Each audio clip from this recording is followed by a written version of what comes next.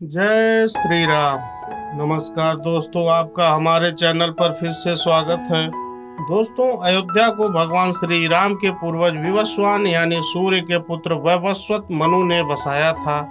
तभी से इस नगरी पर सूर्यवंशी राजाओं का राज महाभारत काल तक रहा। यहीं पर प्रभु श्री राम का राजा दशरथ के महल में जन्म हुआ था। महर्षि वाल्मीकि ने भी रामायण में जन्मभूमि की शोभा एवं महत्ता की तुलना दूसरे इंद्रलोक से की है। धन धान्य व रत्नों से भरी हुई अयोध्या नगरी की अतुलनीय छटा एवं गगनचुंबी इमारतों के अयोध्या नगरी में होने का वर्णन भी वाल्मीकि रामायण में मिलता है। कहते हैं कि भगवान श्री राम के जल समाधि लेने के पश्चात अयोध्या कुछ काल के लिए उजाड़ सी हो गई थी, लेकिन उनकी जन्मभूमि पर बना महल वैसे का वैसा ही था।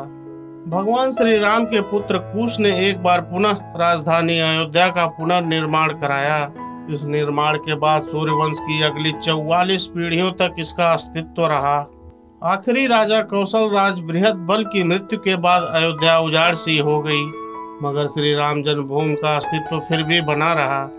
इसके बाद यह उल्लेख मिलता है कि एक बार उज्जैन के चक्रवर्ती सम्राट विक्रमादित्य एक दिन आखेट करते करते अयोध्या पहुंच गए। थकान होने के कारण अयोध्या में सरयू नदी के किनारे वे अपनी सेना सहित आराम करने लगे। उस समय यहाँ घना जंगल हो चला था। महाराज विक्रमादित्य को इस भूमि में कुछ चमत्कार दिखाई देने लगे। तब उन्होंने खोज आरंभ की और पास के योगी व संतों की कृपा से उन्हें ज्ञात हुआ कि यह श्री राम की अवध भूमि है। उन संतों के निर्देश से सम्राट ने यहाँ एक भव्य मंदिर के साथ ही कूप, सरोवर, महल आदि बनवाए। कहते हैं कि उन्होंने श्री राम जन्मभूमि पर काले रंग के कसौटी पत्थर वाले 84 स्तंभों पर विशाल मंदिर का निर्माण करवाया था। विक्रमादित्य के बाद के राजाओं ने समय समय पर इस मंदिर की देख रेख की।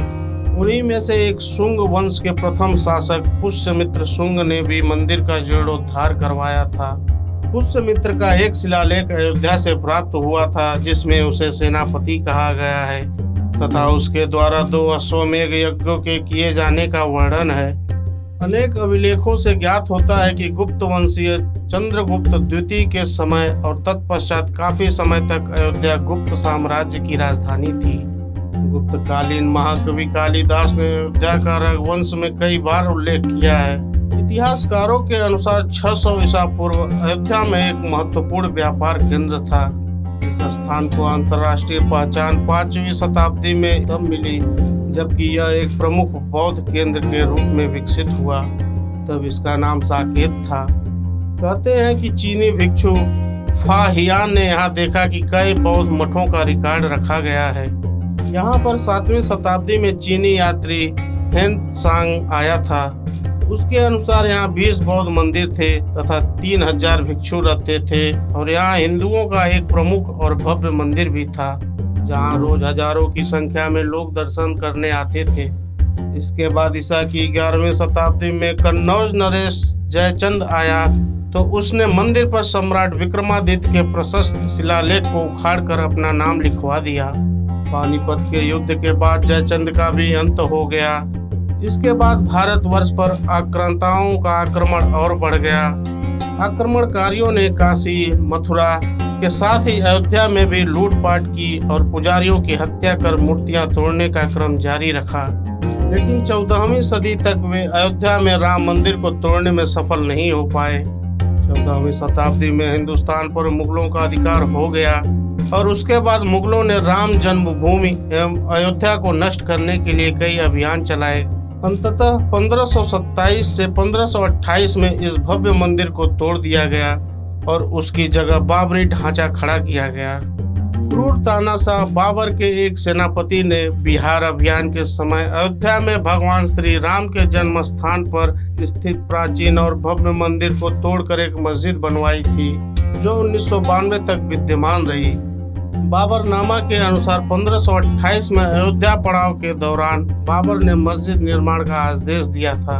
हालांकि यह भी कहा जाता है कि अकबर और जहांगीर के शासनकाल में हिंदुओं को यह भूमि एक चबूतरे के रूप में सौंप दी गई थी, लेकिन एक और क्रूर शासक औरंगजेब ने अपने पूर्वज बाबर के सपने को पूरा करते हुए यहाँ मस्जिद का निर्माण कर उसका नाम बाबरी मस्जिद रख दिया था।